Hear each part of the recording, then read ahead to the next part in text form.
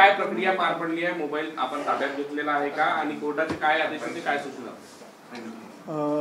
माननीय session court Kolhapur यांच्या आदेशाप्रमाणे त्यांनी डायरेक्शन दिलेलं की जुना राजवाडा पोलीस स्टेशनला जो कोल्हापूरला गुन्हा दाखल आहे प्रशांत कोरटकरच्या विरुद्ध, त्यांनी मोबाईल सिनियर इन्स्पेक्टर सायबर पोलिसाने नागपूर यांच्याकडे जमा करण्याबाबतचे आदेश दिले होते।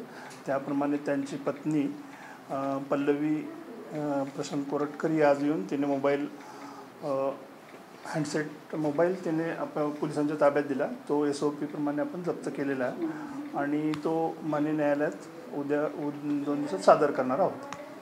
SOP नेमकी काय होती, तुम्ही कशी ती प्रक्रिया पार पडली आणि त्या आदेशाप्रमाणे प्रशांत कोरटकर यांनी स्वतः याला अपेक्षित होते? महाराष्ट्र शासनाची ती SOP आहे, महाराष्ट्र शासनाची SOP आहे, त्याप्रमाणे आपण तो मोबाईल जप्त केलेला आहे।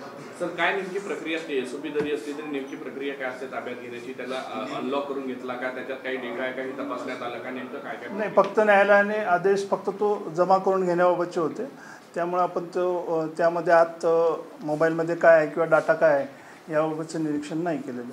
आता न्यायालयाच्या आदेशामध्ये प्रशांत कोरटकर स्वतः येऊन जे आहे ते आपलं मोबाईल सिम कार्ड आपल्याजवळ जमा करावं अशी माहिती जी आहे ती समोर येते। त्यामुळे त्यांच्या पत्नी या ठिकाणी आल्या, अनिवार्य ते येणं होतं असं अपेक्षित। त्यांच्या पत्नीने प्रशांत कोरटकरचं संमतीपत्र घेऊन आले होते, त्यामुळे आपण प्रशांत कोरटकरचं संमतीपत्र घेऊन आले होते, त्यामुळे त्या पत्राच्या आधारे त्यांनी तो मोबाईल जमा केला। ऑडिओ सॅम्पल घेतला का सर? ऑडिओ सॅम्पल त्यांचाच आवाज होता आहे, त्यांचा ऑडिओ सॅम्पल घेतला? फक्त मोबाईल जमा करण्याबाबत कोर्टाचे निर्देश होते, त्याप्रमाणे आपण घेतलेलं आहे। संमतीपत्रामध्ये काही कारणे वगैरे सांगितलेली होती का? नाही, संमतीपत्रामध्ये कारणे नाहीत, फक्त म्हणजे नागपूरमध्ये आपण येऊ शकत नाही असं आहे। सर, मोबाईल जो आपण आज घेतलेला आहे सील केला आहे पंचांसमक्ष आणि उद्या तो सीलबंद पद्धतीमध्ये तिथे सादर करणार, म्हणजे आपण याचा तपास इथे काही करणार नाही? नाही, इथे काही तपास करणार नाही। सील करूनच? हो, सील करूनच आपण SOP प्रमाणे सील करून पाठवलेलं आहे।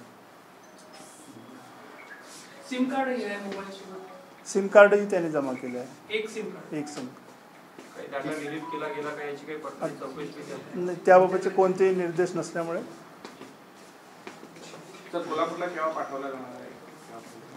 कशा माध्यमातून पाठवलं जाणार आहे? आपला एक इकडून बाय हँड कॉन्स्टेबल पाठवून तो माननीय न्यायालयात सादर केला जाईल। म्हणजे पहिले कोर्टात सादर केलं जाईल? हां, कोर्टात, कारण त्या ऑर्डरमध्ये असं काही निर्देश नसल्यामुळे आपण कोर्टात सादर करू।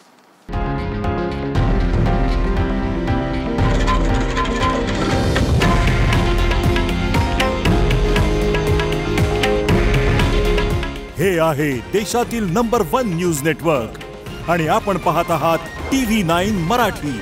काळजी तुमची, हित महाराष्ट्राचं।